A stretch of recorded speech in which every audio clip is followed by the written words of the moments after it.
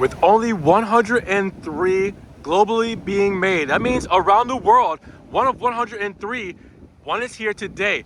The 2024 Maserati Levante V8 Ultima, the final Ferrari V8s in Maserati Levantes, and we have one here today.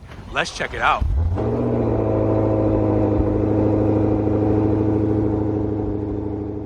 What's good, guys? Welcome back to Ron's Rise. Welcome back to the channel and welcome back to another video where if you can't hear the excitement in my voice, hopefully I show it off to you guys for what's behind me. I'm here at Maserati Alfa Romeo of Daytona Beach. I want to introduce to you guys the one of 103 globally made, and one is here today, 2024 Maserati Levante V8 Ultima, the final Ferrari V8s in the Maserati Levante, and we have one behind us here today. And keep in mind, we also have a Ghibli 334 Ultima, which is the twin to the Levante here at the dealership as well.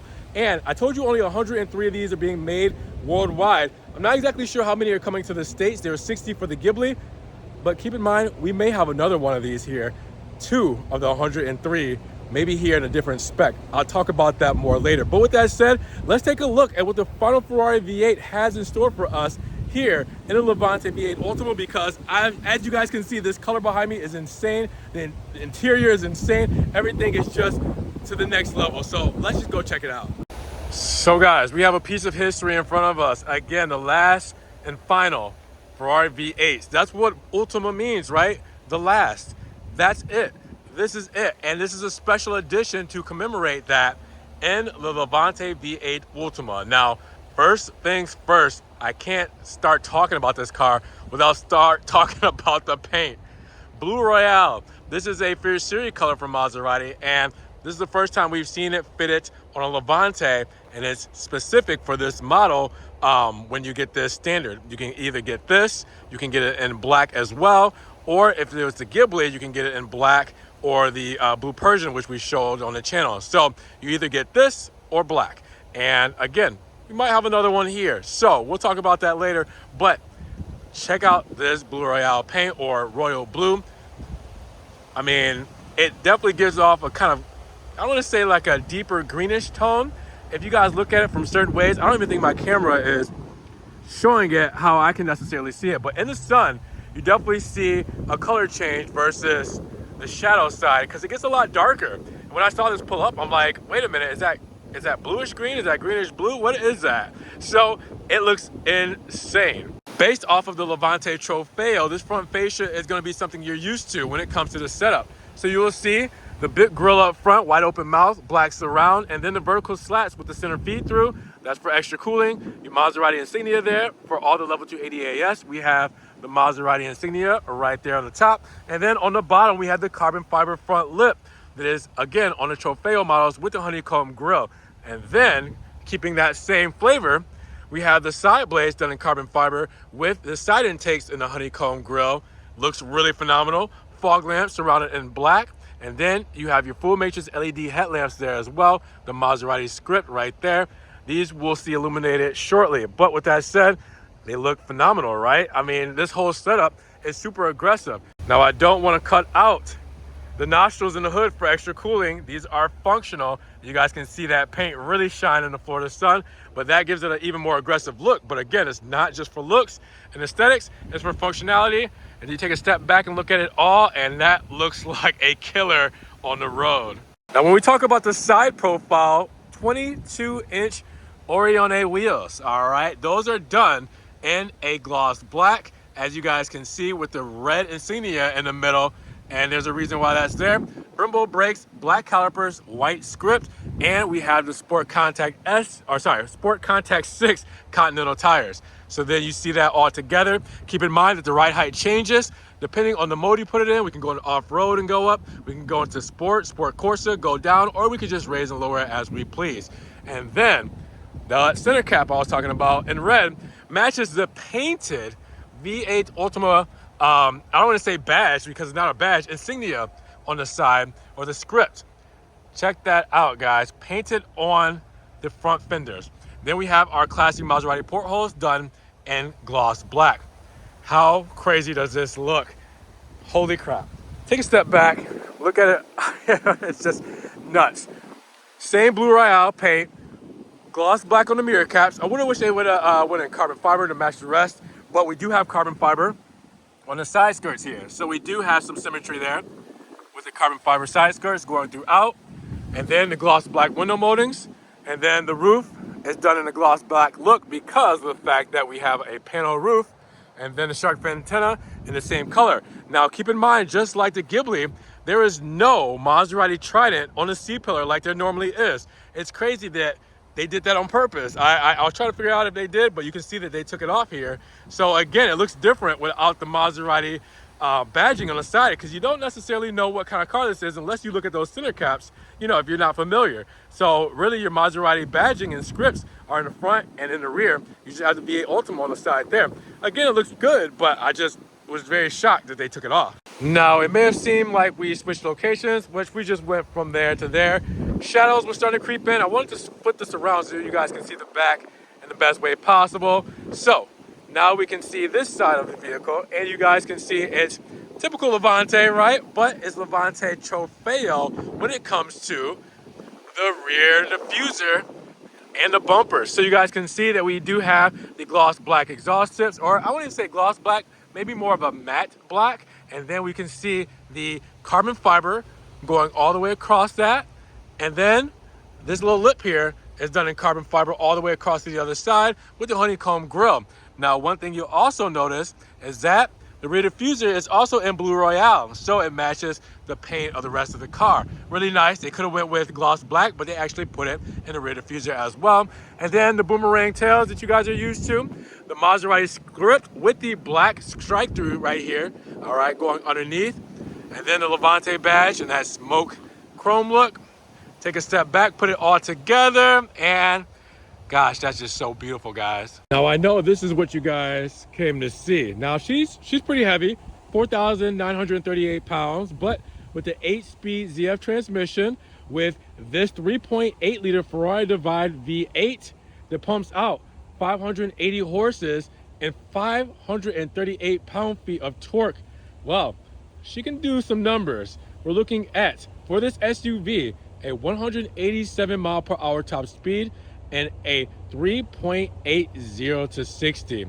Not too shabby, right, out of something this big. And obviously this is artwork. The carbon fiber, the red manifolds on the sides.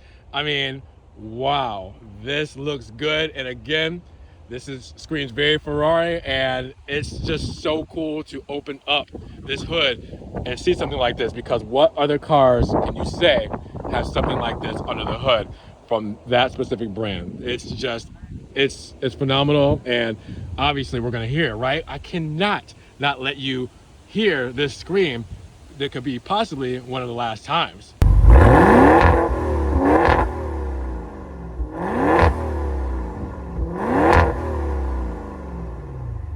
Now, fuel economy out of a Maserati like this is 16, 13, 20. It's a V8, guys. 16 combined city and highway, 13 city, 20 highway, and of course, premium fuel in this bad boy. Make sure you're giving it the best juices. And with the key fob being the same as we're used to since 2014, well, we have the same style here. We got the unlock lock. We have the trunk release, which we'll press now, and remote start. I'm gonna press that twice. Let's open her up. It's gonna see the same thing that you guys are used to for Maserati Levante models. Privacy shade here, 60-40 split, center feed through. We have the carpets here. We have a floor mat here, all right, or a cargo mat with the Maserati Trident there, as you guys can see. Lift this up, and Maserati does it best when it comes to practicality, because I can do that with one hand. Now I have my false floor here with extra stowage, places for tools, front plate kit. If I need a front plate, I can lift this up. You guys will see spare tire, jack, battery, everything there for your tools. It's just a great setup. And again, they make it easy to do it with one hand. And then if I want to put this back down, Velcro it back, let that go down. We have our extra stowage, lighting, everything there. And then if I want to close it, do it just like that. And again, super practical, super friendly. Maserati does it best when it comes to that. So now let's check out the interior. Before we do that, I completely missed the B pillar with the Italian flag. And that's a fixed B pillar there, so you guys will see that there. And then I guess you can see the carbon fiber side skirt a little bit better on this side, all the way through. Gotta turn it around and show it off the best. So I'm glad we kind of flipped it around so you guys can see the light shining here. Now, come inside, no preset hinge, so you guys can open this to wherever you want. Dual pane glass windows, and then the star of the show. Terracotta interior in Nero, or black and terracotta. Look at that. Look at that. That looks beautiful. The sport seats, perforated leather, the two-tone, the stitching, the V8 Ultima there. How beautiful is that? Before we get in, we do have the aluminum side sill there. You guys can see the aluminum pedals as well. We have the Bowers & Wilkins sound system, the Nero leather with the Nero stitching, carbon fiber, aluminum, all that in the door paneling here.